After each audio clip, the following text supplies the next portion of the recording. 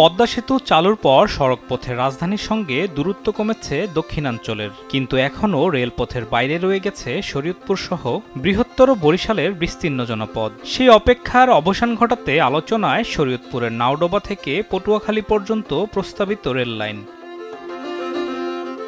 প্রস্তাবিত এই রেলপথ নাওডোবা থেকে শুরু হয়ে শরীয়তপুর, ভেদরগঞ্জ, ডামুড্ডা, গোসাইরহাট ও বরিশালের হিজলা হয়ে পটুয়াখালী পর্যন্ত পৌঁছবে। জাতীয় সংসদের হুইপ ও শরীয়তপুর ৩ আসনের সংসদ সদস্য মিয়া নুরুদ্দিন আহমেদ অপুর আবেদনের প্রেক্ষিতে প্রধানমন্ত্রীর দপ্তর প্রকল্পটির সম্ভাব্যতা যাচাইয়ের নির্দেশ দিয়েছে। মাননীয় প্রধানমন্ত্রী দপ্তর থেকে গত ২৯শে জুলাই শরীয়তপুর তথা দক্ষিণাঞ্চলের মানুষের স্বপ্নের রেল লাইন নির্মাণের জন্য গণপ্রজাতন্ত্রী বাংলাদেশ সরকারের মাননীয় প্রধানমন্ত্রী তার দপ্তর থেকে ফিজিবিলিটি স্টাডি করার জন্য তিনি যোগাযোগ মন্ত্রণালয়কে নির্দেশ দিয়েছেন। প্রকল্পটি বাস্তবায়ন হলে দেশের দক্ষিণাঞ্চলের মানুষের যাতায়াত সহজ হওয়ার পাশাপাশি কৃষি, ব্যবসা বাণিজ্য ও শিল্পে নতুন সম্ভাবনা তৈরি হবে বলে মনে করছেন স্থানীয়রা। শরীয়তপুর জেলা দীর্ঘ ১৭ বছর আপনারা জানেন যে অবহেলিত। আমরা রেলের শব্দ শুনেছি, কিন্তু রেলের কোনো সুবিধা আমরা শরীয়তপুরে পাইনি।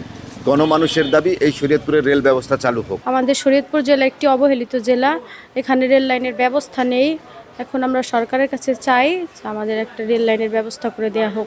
রেল সংযোগ না থাকার কারণে আমরা অর্থনৈতিক দিক দিয়া, লেখাপড়ার দিক দিয়া, সব দিক দিয়ে আমরা পিছিয়ে আছি। রেল লাইন না হওয়ার কারণে আমাদের ব্যবসায়ীদের জন্য অনেক ক্ষতি হচ্ছে। বিশেষজ্ঞরা বলছেন, পদ্মা সেতুর পাশাপাশি রেল যোগাযোগে যুক্ত হলে দক্ষিণাঞ্চলের অর্থনীতি নতুন গতি পাবে। তবে প্রকল্প বাস্তবায়নের আগে যাত্রী চাহিদা, নির্মাণ ব্যয় এবং অর্থনৈতিক সম্ভাবনা যাচাই অত্যন্ত গুরুত্বপূর্ণ। আসলে রেল সংযোগ হলে অবশ্যই সেখানে যাত্রী পরিবহনের সক্ষমতা বাড়বে, যাত্রীরা সেবা পাবে, সেটা ঠিক আছে।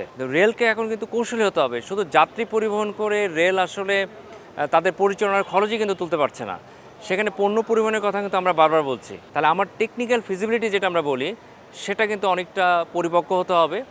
সড়কপথ এবং রেলপথের সাথে তুলনা করে আমি যদি লং টার্ম একটা চিন্তা করি, লম্বা একটা পরিকল্পনা আমার হাতে নিতে হবে। স্থানীয় মানুষের প্রত্যাশা, প্রস্তাবিত এই রেলপথ বাস্তবায়ন হলে শরীয়তপুর থেকে পটুয়াখালী পর্যন্ত বিস্তীর্ণ অঞ্চলে যোগাযোগ ও অর্থনীতিতে নতুন অধ্যায়ের সূচনা হবে। আলিমুজ্জামান সাফওয়ান, দেশ টিভি, ঢাকা।